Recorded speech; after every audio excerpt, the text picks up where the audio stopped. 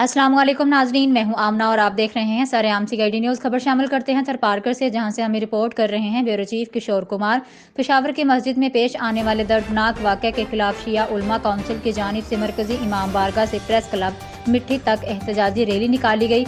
मुजाहरीन की जानिब से पेशावर वाक़े के खिलाफ सख्त नारेबाजी की गई। इस मौका पर रैली से खिताब करते हुए शिया उलमा काउंसिल पाकिस्तान सिंध के सूबाई नायब सदर साबर फकीर अहले सुन्नत आलम दीन मौलाना अल हिजड़ियो दर्स डिवीज़न मीरपुर खास के नायब सदर गुल बजीर, जिला सदर सैयद शमसुल जमा, जनरल सेक्रेटरी मुराद अली हैदरी, मोहम्मद हारून, काजम अली, मौलाना सिकंदर अली खास खेली, सैयद इमरान शाह, गुल हसन वजीर और दीगर ने कहा कि साने पेशावर की जितनी भी मजम्मत की जाए वो कम है। रब की इबादत करते हुए बेगुनाहों को नमाज में शहीद किया गया। कई वालदैन की झोलियां खाली की गई। अल्लाह के घर में इंसान महफूज नहीं रहे। अदारों की खामोशी पे कई सवाल उठ रहे हैं। हमारा मुतालबा है कि पेशावर वाक़े में मुलव्वस मुल्ज़मान को जल्द गिरफ्तार किया जाए।